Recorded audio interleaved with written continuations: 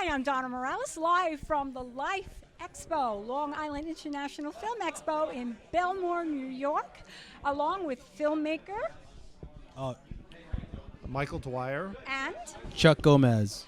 they are the creators of the TOMIKO Morimoto West story. Can you tell us a little bit about the impetus for your story? So TOMIKO Morimoto West is a woman who was 13 years old when the atomic bomb was dropped on Hiroshima, and I sort of met her by chance through a mutual friend. And as soon as you meet TOMIKO, you know, her story is amazing, but also her as a person is amazing. She's very inspiring and positive and happy, and it's sort of, you can't quite figure out the connection between this happy person and the Hiroshima atomic bomb. So it's just something that was sort of a gift that we wanted to explore and tell her story. It's a film that has kind of transcended the generations, because this took place many, many generations ago in the Yes. 1940s. 45. 45, exactly, during World War II. Yes. And it kind of gives you an appreciation of how our cultures have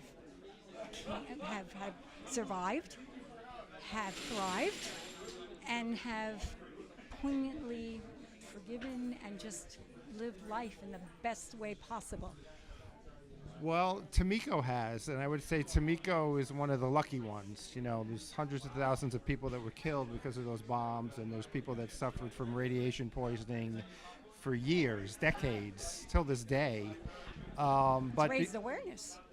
Well, it has, because when you hear a story from someone who lived through it, you know, we show this film at a lot of schools, at a lot of colleges, and even high schools, because the teachers teaching history you can only get so much out of a textbook. And when you meet the person or see their story, it has a whole other dimension to it. And, you know, 80 years ago was the bombing. Today, a lot of young people are not even aware of what that was about. There's other issues that are sort of front page or more headline today, and I think people should know the history at the very least. They should know the history. Yeah. It's not relatable to them, but by bringing awareness to it makes it relatable to today. Yes. So to the current events that are happening around our world. So kudos to you. Oh, thank you. Kudos to you. Thanks for having us. Oh, love you. Please. What is your next project? We're working on a film about a woman who owns a bagel shop in Beacon, New York, and basically she also has like a story from the past, but we also wants to bring it more present in the future. Well, she's a baker, and she reason why she started her business coming from a legal practice because her son was sick, and she couldn't understand why her son was being sick so many times of things that she's eating. So she figured, let me look into what I'm serving my son, and then we realized there was something to deal with like some of like wheat, some of the ingredients and mass products of foods. You know, It has to do with all the additives and preservatives and just the way the food is produced in Not this just country. Not just gluten. Not It's not just even a gluten. problem. It's chemicals. So it's about a bagel shop, but it's really about a mother and a son and her But again, journey it's bringing awareness. Again, it Yeah, is it is to the awareness, health, yeah, it is, because the son, real quick, 20 years ago was diagnosed, you know, with ADHD, bipolar, this, that. In kindergarten, they labeled him as an insubordinate, you know, hard to believe. And she didn't want to put him on drugs, so after a while, she figured, let me check his diet. So she erased his diet and sort of started from scratch and figured it out. So anyway, that's sort of the Well, backstory.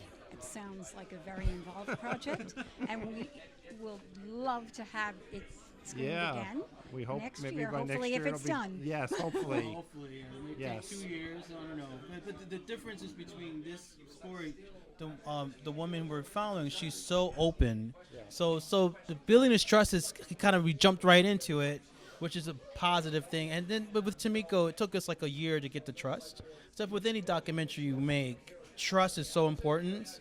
And then once you have the person's trust, then you can really get to the heart of the story. Sure, because it's very personal to them. So some people just like to keep it just for themselves. But thank you so much for bringing the awareness to all of our audiences, and we look forward to having you back next year. Thank you very much. You're welcome. Appreciate it. Donna Morales at LIIFE in Belmore at the Belmore train station. That's it for now.